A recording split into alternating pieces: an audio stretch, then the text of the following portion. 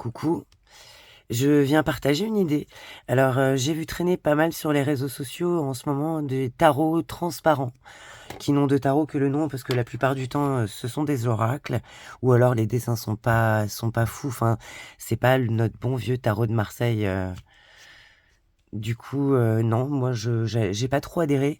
Par contre, j'adhère carrément à l'idée parce que ça permet d'afficher des superpositions, de faire apparaître, parfois des points communs qu'on n'avait pas vus ou des choses, bon bref, peu importe. Ça permet aussi d'analyser sa carte en reverse sans utiliser Photoshop. Bon, c'est quand même pas mal.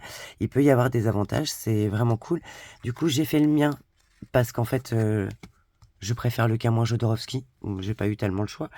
Mais voilà, je viens juste vous donner l'idée et le truc, et surtout les meilleurs feutres que j'ai pu trouver pour fabriquer mon tarot. Alors, j'ai pris, vous savez, les fameux, tout simplement les transparents pour plastifier les documents. Alors j'ai dessiné sur l'intérieur, c'est un peu grippe, ouais, c'est un petit peu, ça agrippe un petit peu. Et effectivement, on arrive à dessiner très bien dessus avec ce type de feutre. Les microns, ça marche très bien, ils supporteront très bien la lumière et surtout la chaleur parce qu'ensuite il va falloir le passer dans votre machine. Vous pouvez prendre l'épaisseur de plastique que vous voulez, il y en a des plus ou moins épais. Et bon, il y en a même des très épais. Là, j'ai pris un truc assez moyen et ça va le faire. Donc voilà, et donc ouais, micron, Pigma, top, carrément top. Et j'ai utilisé alors du 0,1 parce que j'ai pris un petit Camoin Jodorowsky. J'ai pas retrouvé le grand, il est quelque part, mais je sais pas. Donc j'ai fait avec le petit, je voulais juste faire un test. J'ai mis environ 2 jours. Je dirais 2 jours sans trop me prendre la tête. Et alors j'ai pas mis les couleurs, j'ai juste voulu pour superposer un peu les motifs plus qu'autre chose. Ceci dit, ça aurait été intéressant aussi. Mais voilà, j'ai pris celui-là en 0,1 et pour certains détails, j'ai été obligée d'utiliser du 0,05, le plus petit possible, quoi.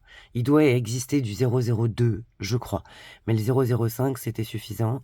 Ça, c'est de la marque, Unipin, c'est quoi? C'est Mitsubishi, voilà. Mais je pense qu'il existe, chez Micron aussi, Pigma. Pigma, c'est vraiment les je m'en sers pour absolument tout, du manga au absolument tout. Vraiment, ils sont top et c'est ceux qui bavent le moins. Ouais, faites attention quand même, ça peut baver un peu si vous passez votre main et puis voilà. Bon, juste pour partager l'idée, faites le vôtre. Au moins, vous pourrez prendre le tarot que vous voulez parce que ceux que j'ai trouvés qui sont vraiment traditionnels sur Amazon, par exemple, je crois que c'était les Rider-Waite c'est le plus commun, au niveau mondial, mais ouais, moi j'ai une petite préférence pour le Camoin Jodorowsky. Voilà, après chacun fait comme il veut. C'était juste pour partager l'idée. Bise, bon été.